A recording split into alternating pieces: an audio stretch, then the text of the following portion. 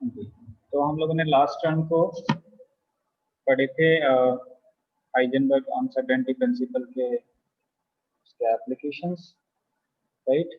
और उसमें से 3 हम लोगों ने डेरिवेशंस कर लिए थे। फोर्थ वन रह गया था हमारा, that is minimum energy of a simple harmonic oscillator, जिसको आप कंप्लीट करेंगे, right. Minimum energy of simple harmonic oscillator, consider a particle of mass m executing simple harmonic motion, SHM, ये आप लोग पढ़ चुके हैं। तो कोई पार्टिकल है जिसका मास स्मॉल m है, राइट, और SHM मोशन कर रहा है along x axis, right.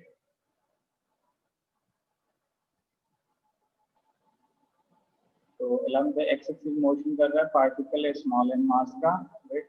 Let the uncertainty in the measurement of this oscillator, उस ऑसिलेटर का पोजीशन का जो अनसर्टेनिटी है that is delta x. So as we know according to uncertainty principle, delta x into delta p x is equal to h cut upon 2, right.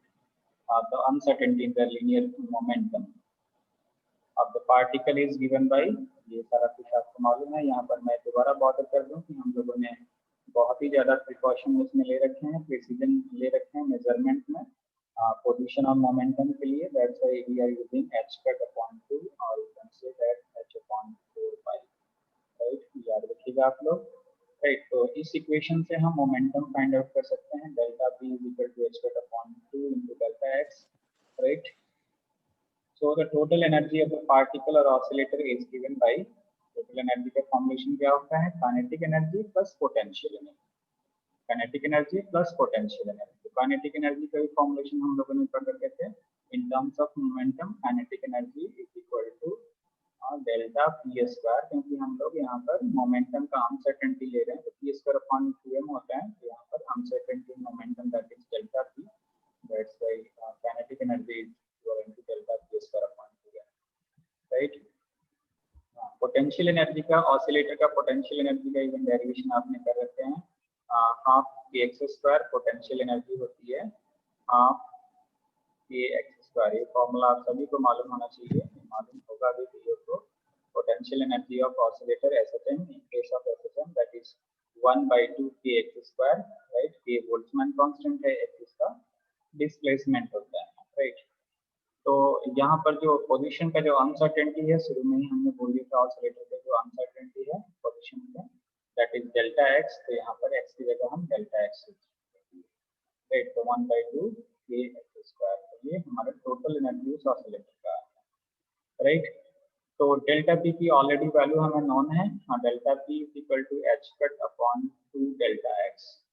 तो यहाँ पर हम delta p की वैल्यू रखेंगे, तो 2m तो साथ में है ही, तो 2m और इंटू 2 का फिर भी इसका स्क्वायर, तो ये 4 इंटू 2 यानी कि 8 आएगा, अपॉन डेल्टा एक्स का स्क्वायर हो जाएगा, right. M as it is लिख दिया और अपॉन में h स्क्वायर, ये स्क्वायर ऊपर आएगा, right.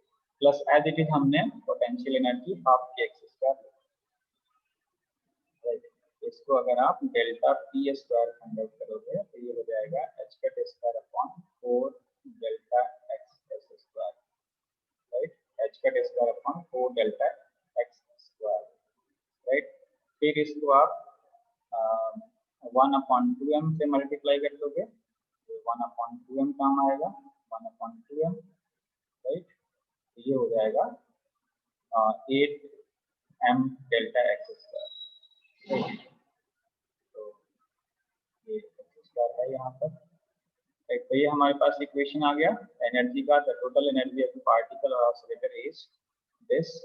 So for the minimum energy, ये आप लोग मैथमेटिक्स में आप लोगों ने इक्वेशन इस तरह से आइडेंटिफाई कर रखते हैं कि मिनिमम फाइंड आउट करने के लिए डेरिवेटिव उसका that should be equivalent to 0, किसी भी टर्म का मिनिमम फाइंड आउट करने के लिए उसका derivative that should be equivalent to 0। इस एनर्जी को हमने उस अनसर्टेनिटी पोजीशन के रेस्पेक्ट में इसको डेरिवेटिव कर दिया, तो इस इक्वेशन को डिफरेंशिएट कर देते हैं with respect to delta x, right. तो इस इक्वेशन को जब हम डिफरेंशिएट करेंगे तो सबसे पहले ये एज इट इज मतलब लिख लिया इस इक्वेशन के अनुसार, राइट।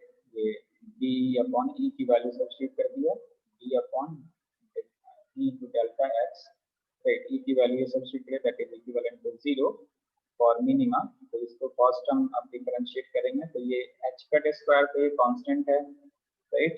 इवन एक एम कांस्टेंट है, डिफरेंशिएट क्या होगा, केवल होगा डेल्टा एक्स स्क्वायर, राइट। तो ये अपॉन में है तो ऊपर जाएगा तो ये इनवर्स में हो जाएगा, डेल्टा एक्स की पावर -2 हो जाएगा। तो इसको जब हम डिफरेंशिएट करेंगे तो ये प्रीवियस में भी मैं बोल रखा था क्या हो जाएगा, आप D D x of x raised to power n is equal to क्या फॉर्मूला होता है n x raised to power n minus 1। तो फिर वापस ये इसको हम इनवर्स वाले टर्म को डिफरेंशिएशन करने के बाद वापस इस तरह से लिख लेंगे, राइट। इसको मैं यहाँ पर कर देता हूँ। तो हमें इसका डिफरेंशिएशन करना है तो ये -2 हो जाएगा into delta x raised to power -2 -1।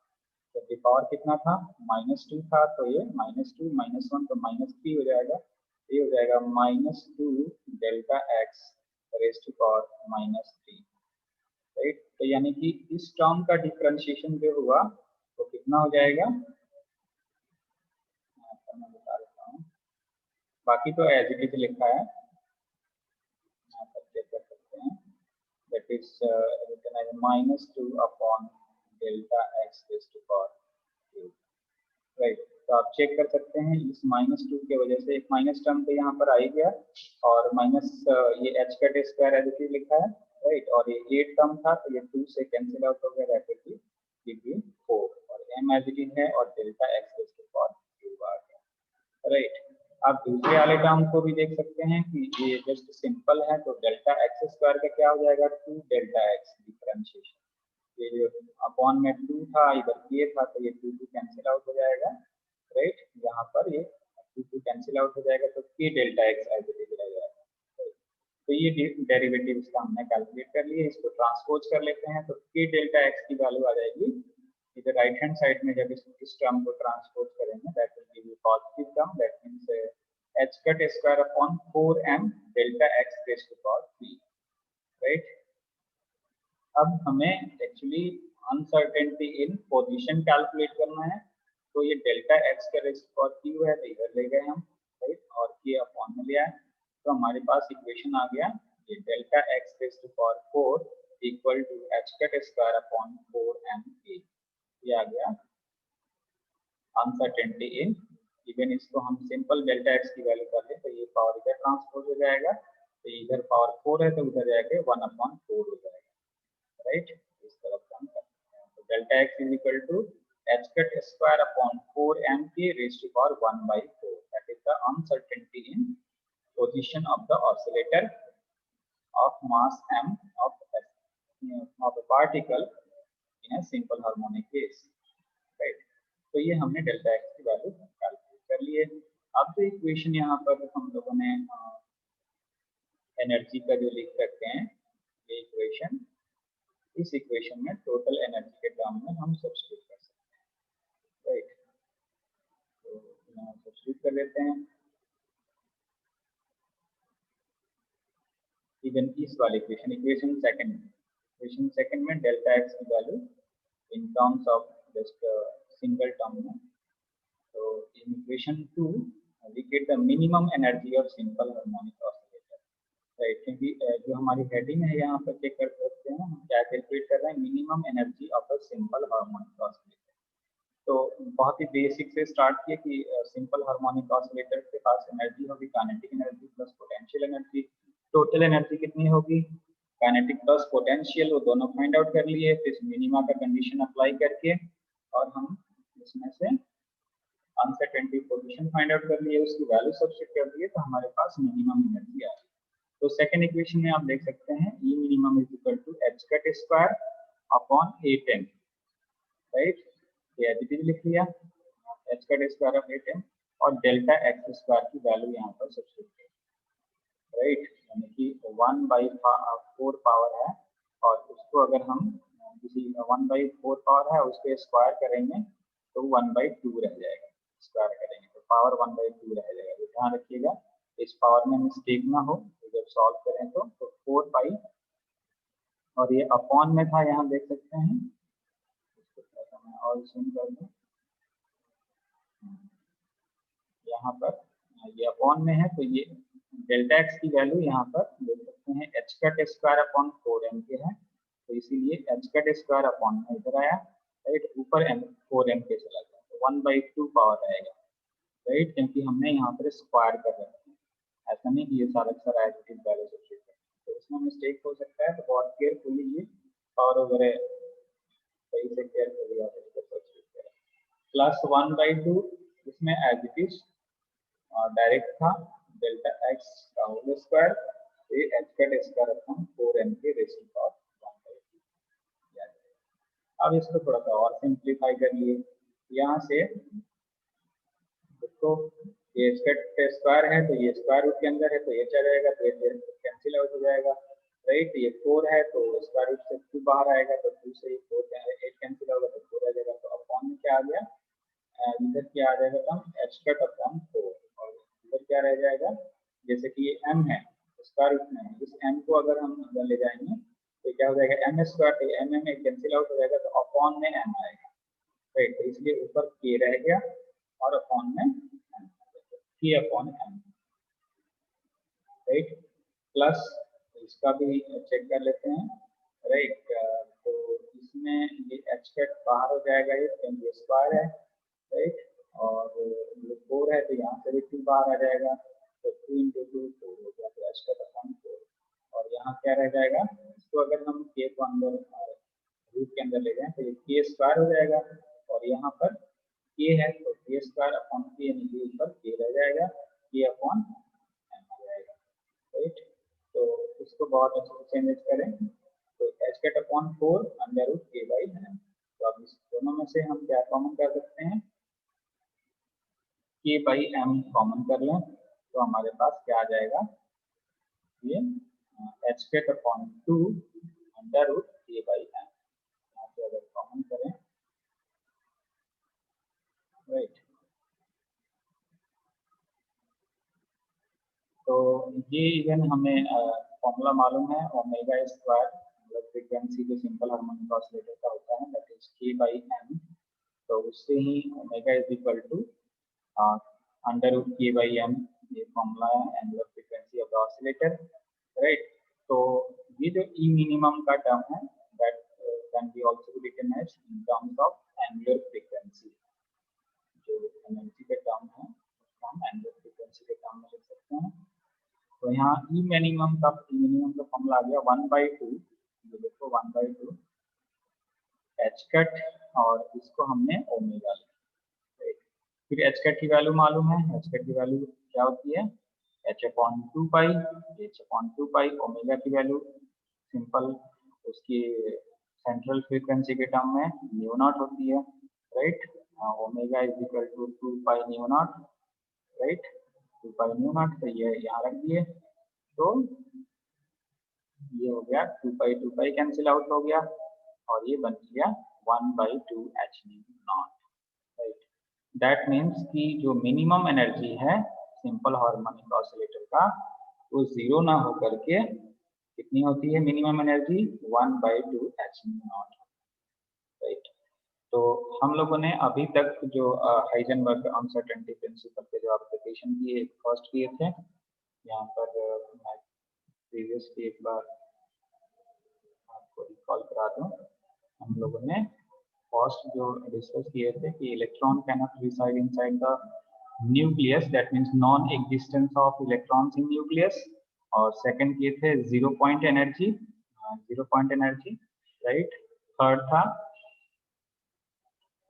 Third हमारे पास था binding energy of an electron in an atom, right, binding energy calculate किए थे, इवन कंपैरिजन किए थे, और जो फोर्थ है minimum energy of simple harmonic oscillator, right, minimum energy of simple harmonic oscillator, ये फाइंड आउट करते हैं। So this is all about various applications of Heisenberg uncertainty principle.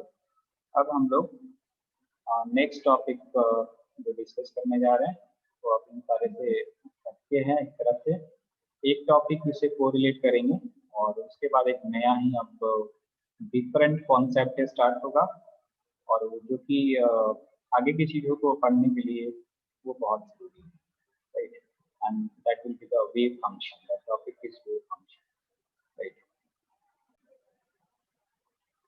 So next topic is complementarity principle.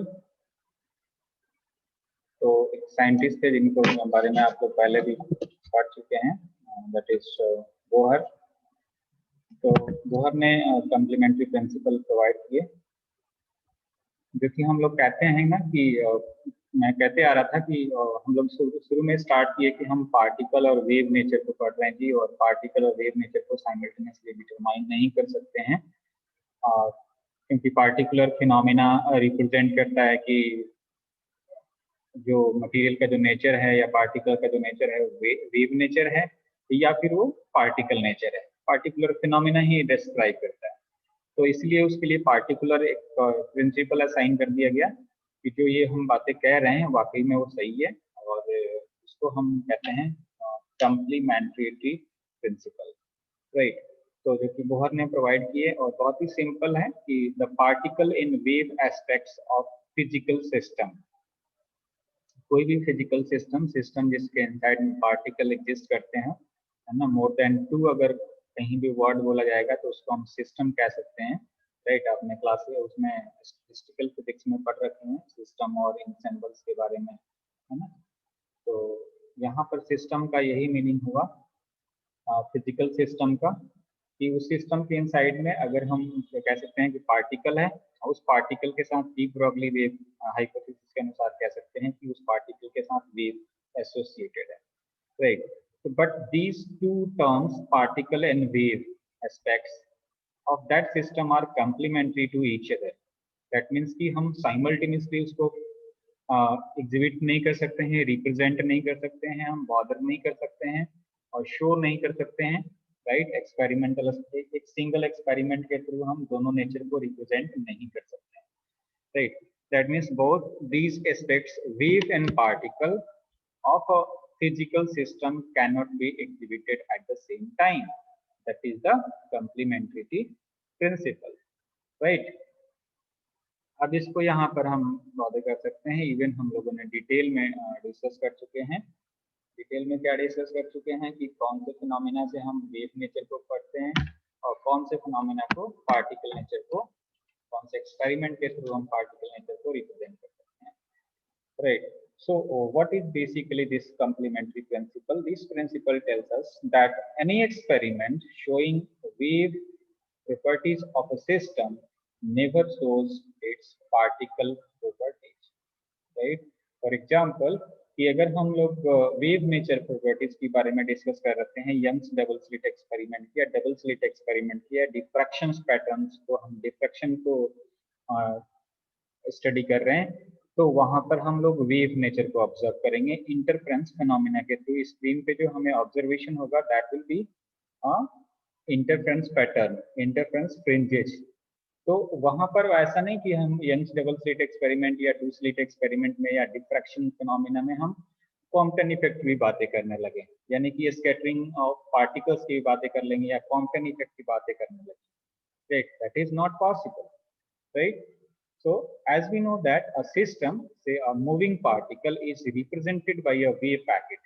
इसको बहुत ही ध्यान से समझिएगा। यहाँ पर हमने किसी पार्टिकल को कह दिए कि दैट इज कोई भी पार्टिकल, हमने आइदर इलेक्ट्रॉन कह लो, सिस्टम एक इलेक्ट्रॉन है and that is represented by wave packet. हम लोग को मालूम है, ये हम लोगों ने प्रीवियस क्लासेस में पढ़ चुके हैं कि जो सिस्टम के साथ, दैट मीन्स कि पार्टिकल के साथ जो वेव एसोसिएटेड है, that is a wave packet, that is a group of wavenet, not a single wave train, right। तो उसको हमने उस पार्टिकल के साथ जो वेव एसोसिएटेड है उसको हमने वेव पैकेट कह दिया, and that is moving with velocity of the system. ऐसा नहीं कि सिस्टम कहीं आगे निकल गया और पार्टिकल कहीं बिहाइंड द सिस्टम रह गया, राइट। तो दोनों सिस्टम, दैट मीन्स की वेव पैकेट और पार्टिकल दोनों मीडियम में प्रोपेगेट हो रहे हैं, राइट। साथ ही साथ वो ये भी हमने मैथमेटिकली पढ़ लिए कि वेलोसिटी और group velocity, that means particle की वेलोसिटी और ग्रुप ऑफ वेव पैकेट की वेलोसिटी सेम होती है, मैथमेटिकली हम लोगों ने प्रूव कर चुके हैं, राइट। अब यहाँ पर देखिए, if the wave packet is made very compact, अगर वेव पैकेट को हमने इमेजिन कर लिए कि बहुत ही कॉम्पैक्ट है, then the particle properties of the system are exhibited. अगर इस वेव पैकेट को हमने कह दिया कि ये जो मैं यहाँ पर रिप्रेजेंट कर रहा हूँ, जस्ट मैं समझाने के लिए रिप्रेजेंट कर रहा हूँ, और ये जब आप माइक्रोस्कोपिंग में, ये तो हमें दिख गया, जो नहीं दिख रहा मैं उसको बॉदर कर रहा हूँ, राइट।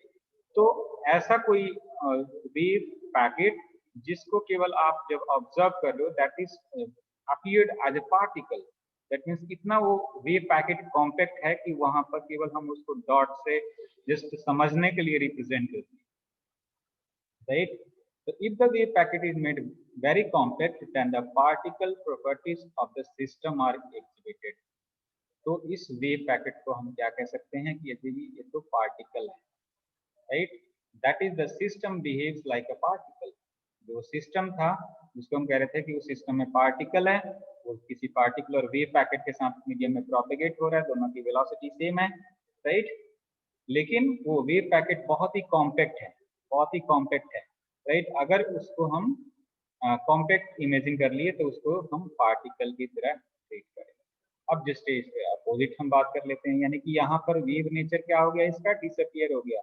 यहाँ पर डोमिनेटिंग क्या है, पार्टिकल नेचर केवल डोमिनेट करता है, right. On the other hand if the wave packet is quite large, अब उस वेव पैकेट को हमने, जस्ट ये ध्यान रखिएगा, हम लोग क्वांटम मैकेनिक्स पढ़ रहे हैं, केवल समझाने के लिए आपको इस तरह से डायग्राम वगैरह रिप्रेजेंट किया जाता है। ये सब चीजें हम माइक्रोस्कोपिक वर्ल्ड में बात कर रहे हैं, मैक्रोस्कोपिक में नहीं। ये केवल रिप्रेजेंटेशन है, हमें समझने के लिए, विजिबल फॉर्म में उसको रिप्रेजेंट करने के लिए, समझाने के लिए। ये ध्यान रखिएगा हमेशा कि सर आप तो ये ऐसे वेव बनाए जा रहे हैं, तो हमें रियल में तो दिखता नहीं है जी, है ना, कैसे हम इसको रिप्रेजेंट कर रहे थे। जस्ट फॉर अंडरस्टैंडिंग, ये माइक्रोस्कोपिक चीजें ऑब्जर्व करके उसको रिप्रेजेंट किया गया कि ऐसे वो रियल में माइक्रोस्कोपिक वर्ल्ड में एग्जिस्ट करते हैं सब चीजें, right. So on the other hand, the wave packet is quite large, then the system, say a particle, behaves like a wave, and its particle properties are not displayed. Thus, we find that the wave particle aspects of the system, that is a particle, are complementary.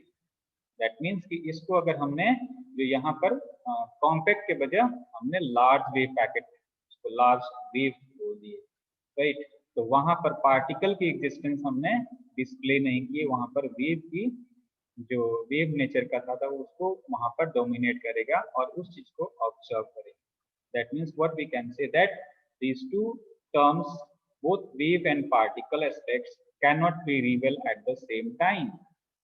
जिस तरह से हम लोग uncertainty principle में बोल रहे थे कि उसके पोजीशन और मोमेंटम को साइमल्टेनियसली नहीं डिटरमाइन कर सकते एक्यूरेटली, उसी तरह से आप कह सकते हैं कंप्लीमेंट्री प्रिंसिपल के अनुसार से कि we can not exhibit wave nature and particle nature simultaneously, right.